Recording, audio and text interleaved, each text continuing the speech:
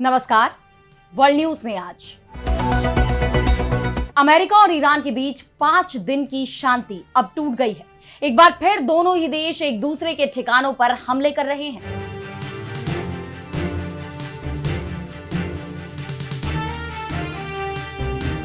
Netanyahu के अमेरिकी दौरे के बाद से पश्चिम एशिया में बवाल मच गया है।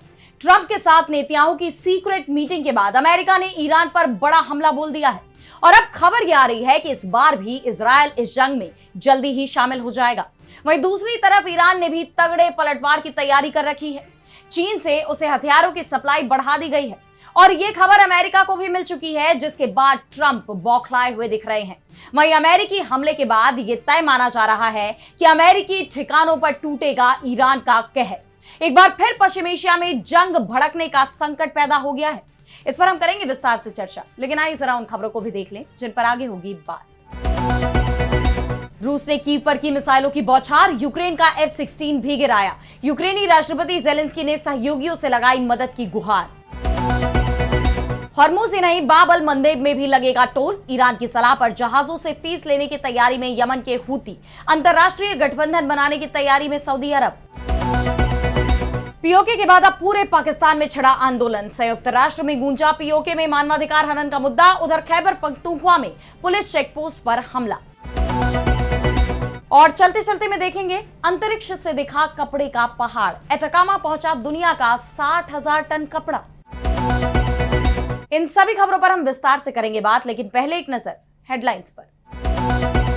चीन की वुहान लैब से निकला था कोरोना वायरस। अमेरिकी राष्ट्रपति ट्रंप ने कोविड के लिए फिर चीन को ठहराया जिम्मेदार। कहा, ट्रंप प्रशासन की तुलना में बाइडेन प्रशासन में कोविड के दौरान हुई ज्यादा मौतें। वर्ल्ड हेल्थ ऑर्गेनाइजेशन के खिलाफ अमेरिकी राष्ट्रपति ट्रंप का बड़ा कदम। गावी वैक्सीन गठबंधन की फंडिंग से WHO को किया वंचित। अंतरराष्ट्रीय संस्था से निकलने की तैयारी में है अमेरिका। अमेरिकी राष्ट्रपति ट्रंप के फैसले पर भड़का चीन, जवाबी कार्रवाई की दी चेतावनी। अमेरिका ने सुरक्षा चिंताओं का हवाला देते हुए नए चीनी रोबोट पर लगाया है प्रतिबंध। मलेशियाई प्रधानमंत्री अनवर का बड़ा ऐलान। मलेशिया से 5,000 रोहिंग्या शरणार्थियों को लेने पर म्यांमार हुआ सहमत। शरणार्थियों के लिए बड़ी राहत। तो पश्चिम एशिया में एक बार फिर धमाकों की आवाज गूंज रही है। बंदर अब्बास, अबू मूसा, किश और केशम द्वीपों, बुशहर और ईरान के तेल उद्योग के केंद्र खुजिस्तान प्रांत समेत कई जगहों पर हमले हुए हैं। सरकारी ब्रॉडकास्टर IRIB ने खुद इसकी जानकारी दी है और ये हमले अमेरिकी सेना की तरफ से किए गए हैं।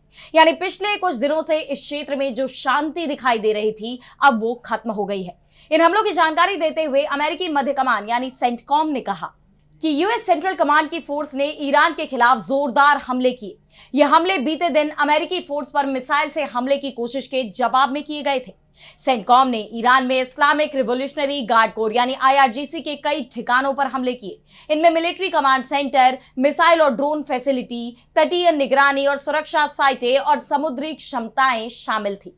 इन हमलों का मकसद ईरान और उसके प्रॉक्सी से अमेरिकी फोर्स, कमर्शियल शिपिंग और पड़ोसी खाड़ी देशों को होने वाले खतरे को और कम करना था। सेंटकॉम ने यह भी बताया कि 28 जुलाई को IRGC फोर्स ने पश्चिम एशिया में मौजूद अमेरिकी फोर्स पर अचानक हमले की कोशिश में ईरान से कई बैलिस्टिक मिसाइलें दागी थी, लेकिन उनकी सभी मिसाइलों को सफलतापूर्वक रोक दिया गया। ईरान के जॉर्डन पर इस हमले के बाद अमेरिकी राष्ट्रपति डोनाल्ड ट्रंप ने धमकी भी दी थी कि अब हमारी बारी है, हम उन पर बहुत जोरदार हमला करने जा रहे हैं। उन्हें पता है कि ऐसा होने वाला है। और ट्रंप की इस धमकी के बाद अमेरिकी सेना ने ये हवाई हमले कर दिए। अमेरिकी सेना की इस बमबारी में केशम द्वीप पर एक आवासीय इमारत को निशाना बनाया गया, जिसमें एक दंपत्ति और उनके 2 साल के मासूम की मौत हो गई।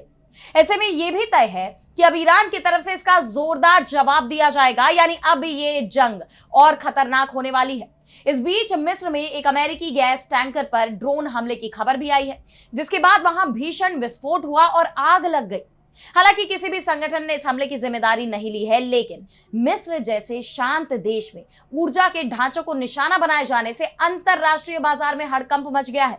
सवाल ये भी उठ रहे हैं कि क्या अब अमेरिका और ईरान जंग का दायरा बढ़ता जा रहा है। लेकिन जिस तरह ये जंग और भड़कती जा रही है, अमेरिका की मुश्किलें भी बढ़ती दिखाई दे रही हैं, क्योंकि उसके पास अब हथियारों की कमी हो गई है। इसे लेकर centre for strategic and international studies यानी CSIS की एक रिपोर्ट आई है, जिसमें यह दावा किया गया है कि ईरान के खिलाफ युद्ध की शुरुआत के बाद से अमेरिका ने अपनी पैट्रियट मिसाइलों का लगभग 1/3 और अपने थर्ड इंटरसेप्टर मिसाइलों का लगभग आधा हिस्सा खर्च कर दिया है। अब एक नए सिरे से शुरू हुआ युद्ध कम हो चुके इंटरसेप्टर भंडार की परीक्षा लेगा।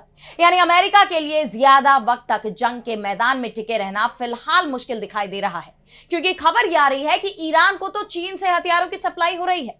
अमेरिकी मीडिया रिपोर्ट्स में ही दावा किया गया है कि ईरान को जल्द ही चीन निर्मित 300 से 400 मैन पैड्स यानी man portable air defence system मिल सकते हैं, जो कंधे पर रखकर दागने वाली एयर डिफेंस मिसाइल है।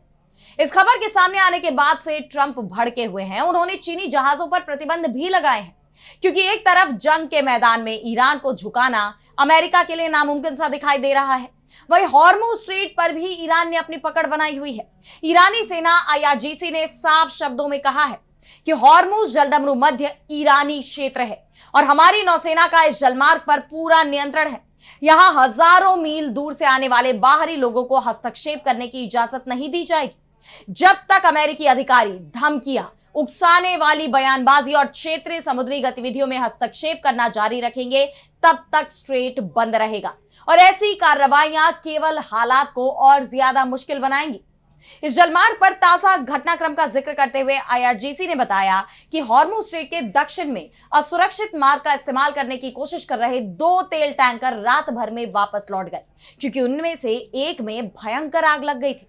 उन्होंने यह भी दावा किया कि अमेरिकी विमानों ने जहाजों को इस मार्ग पर निर्देशित किया था, यानी अमेरिका जानबूझकर जहाजों को असुरक्षित रास्ते पर भेज रहा है।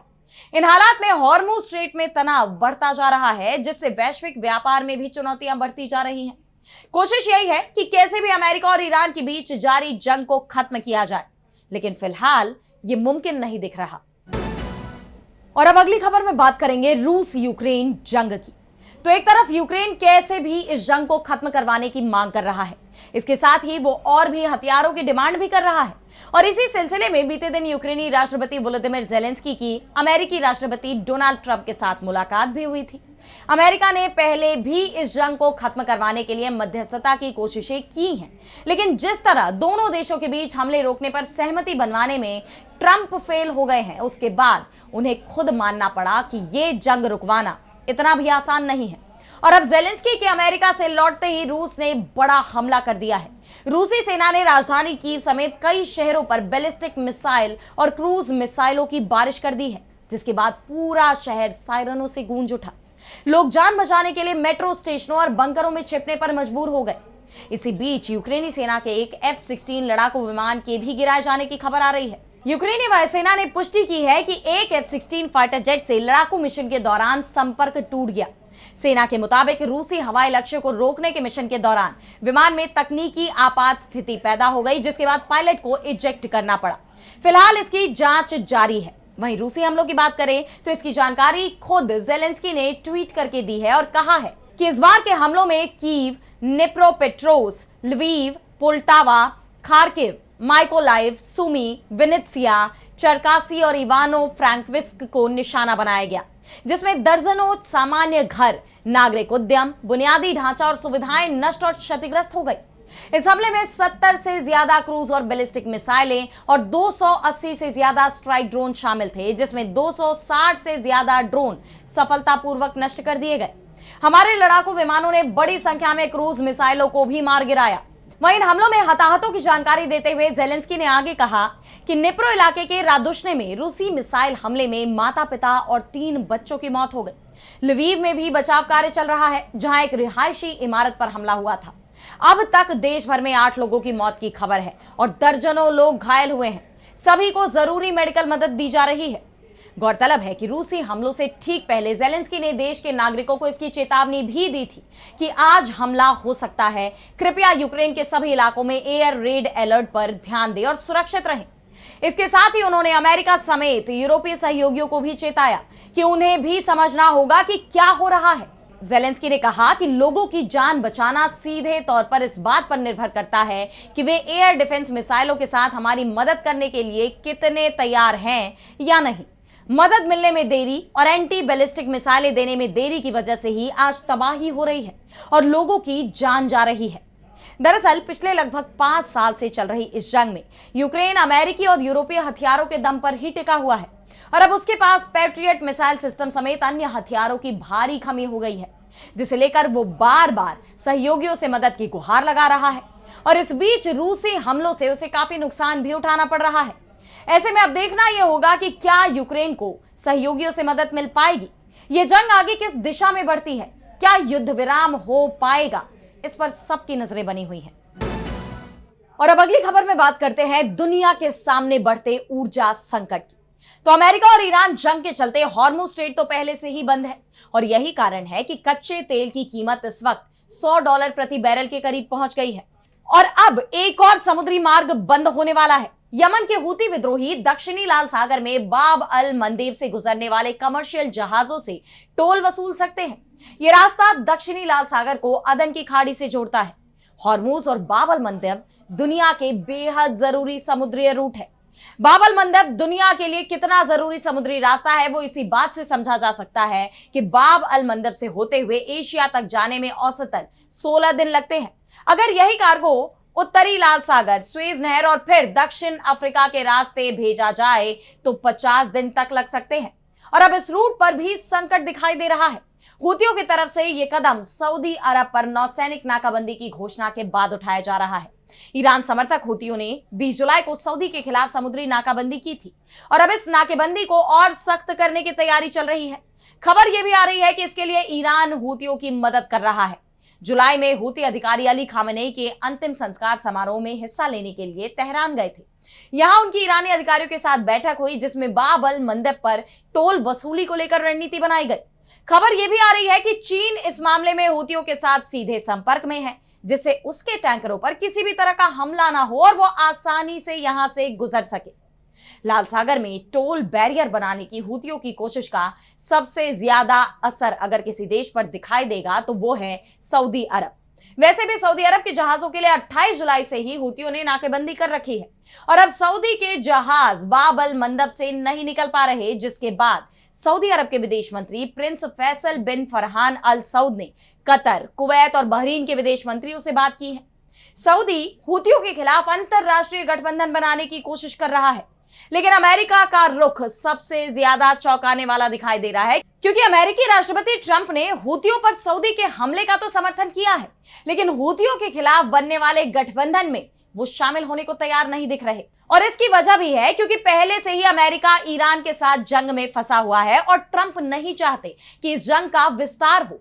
उनका कहना है कि ये उनकी जंग नहीं है और इसमें अमेरिका को घसीटना नहीं चाहिए। यानी आने वाले वक्त में बाब अल मंदेब में भी जहाजों को टोल देना पड़ सकता है। और अब बढ़ते हैं अगली खबर की तरफ, जहां हम बात करेंगे चौतरफा घिरी पाकिस्तान सरकार की। तो पाकिस्तान के तमाम प्रांतों में इस वक्त विद्रोह भड़का हुआ है। पाकिस्तान अधिकृत कश्मीर यानी पीओके में जो हालात हैं, अंतरराष्ट्रीय स्तर पर यह मुद्दा गूंज रहा है। वहीं खैबर पख्तूनख्वा और बलूचिस्तान में भी विरोध के सुर बढ़ते जा रहे हैं। पीओके में प्रदर्शनकारियों ने पाकिस्तान सरकार के खिलाफ मुजफ्फराबाद मार्च निकाला, लेकिन पाकिस्तानी सेना की क्रूर कार्रवाई ने उन्हें अपना ये मार्च बीच में ही रोकने पर मजबूर कर दिया है। इस प्रदर्शन का नेतृत्व कर रही जॉइंट अवामी एक्शन कमेटी यानी जेएसी ने पिछले 3 दिनों की रैली में कम से कम 40 लोगों के मारे जाने की बात कही है, जबकि 200 से ज्यादा नागरिक गंभीर रूप से घायल हो गए हैं। जेएसी नेता उमर नजीर कश्मीरी ने आरोप लगाया कि सुरक्षा कर्मियों ने निहत्थे प्रदर्शनकारियों पर गोलियां चलाई और चल रहे विरोध प्रदर्शन के दौरान मिलिट्री ग्रेड हथियारों का इस्तेमाल किया है।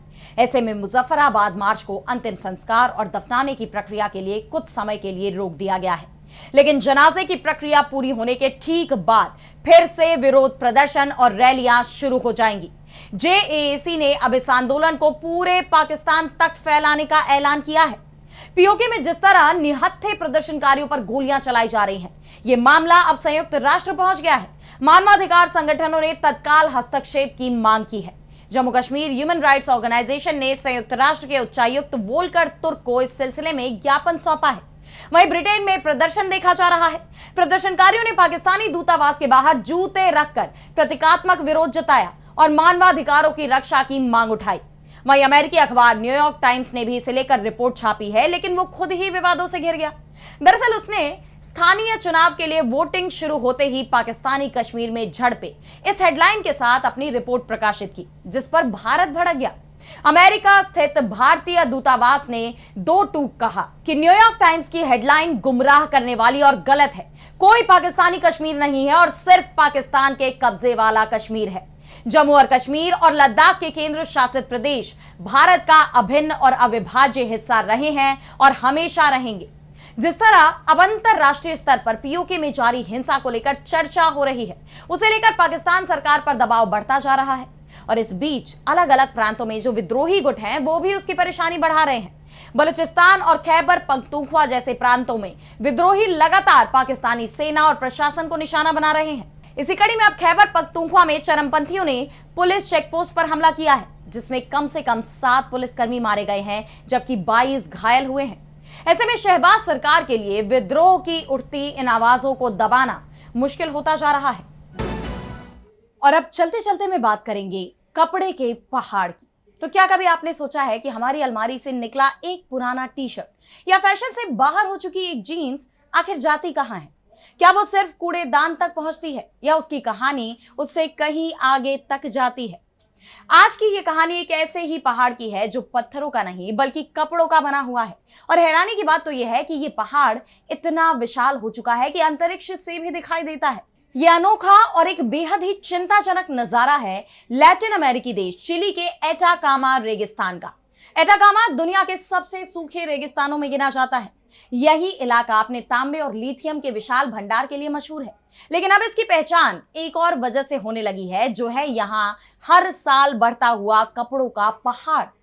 दरअसल दुनिया भर से लाखों टन पुराने, अनबिके और इस्तेमाल किए गए कपड़े चिली पहुंचते हैं। इनमें यूरोप, अमेरिका, कनाडा और एशिया के कई देशों से आया सामान शामिल होता है। इन कपड़ों को सबसे पहले चिली के उत्तरी बंदरगाह इकीक पहुंचाया जाता है, जहां उनकी छटाई होती है।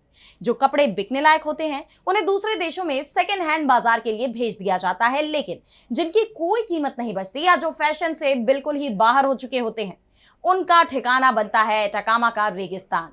और आज हालात यह है कि यहाँ करीब 60,000 टन कपड़ों का ढेर जमा हो चुका है। इस पहाड़ में जैकेट, जूते, बच्चों के कपड़े और यहाँ तक कि ऐसे नए कपड़े भी शामिल हैं जिनके टैग तक नहीं हटाए गए। यानी जो कपड़े कभी किसी ने पहने तक नहीं, वे भी इस कचरे का हिस्सा बन चुके हैं। तेजी से बदलता फैशन, सस्ते कपड़ों का बढ़ता उत्पादन और फास्ट फैशन की संस्कृति इस संकट की सबसे बड़ी वजह मानी जा रही है। लोग कम कीमत पर नए कपड़े खरीद रहे हैं और पुराने कपड़े पहले से कहीं ज्यादा तेजी से फेंके जा रहे हैं। इसका नतीजा सिर्फ एक देश ही नहीं बल्कि पूरी दुनिया का पर्यावरण भुगत रहा है। विशेषज्ञों का कहना है कि इन कपड़ों में मौजूद सिंथेटिक फाइबर और केमिकल मिट्टी और पर्यावरण को लंबे समय तक नुकसान पहुंचा सकते हैं। सैटेलाइट तस्वीरों में साफ दिखाई देने वाला कपड़ों का ये पहाड़ अब सिर्फ चिली की ही समस्या नहीं बल्कि पूरी दुनिया के लिए एक बड़ी चेतावनी बन चुका है। तो अगली बार जब आप सिर्फ ट्रेंड बदलने की वजह से कोई नया कपड़ा खरीदे तो एक बार उस एटाकामा रेगिस्तान के इस पहाड़ को जरूर याद कीजिएगा, क्योंकि फैशन बदलता रहता है लेकिन प्रकृति पर छोड़ा गया हमारा कचरा सालों तक अपनी कहानी सुनाता रहता है। तो फिलहाल वर्ल्ड न्यूज में आज इतना ही। देश दुनिया की तमाम बड़ी खबरों के लिए आप देखते रहिए डीबी लाइव और मुझे दीजिए इजाजत। नमस्कार।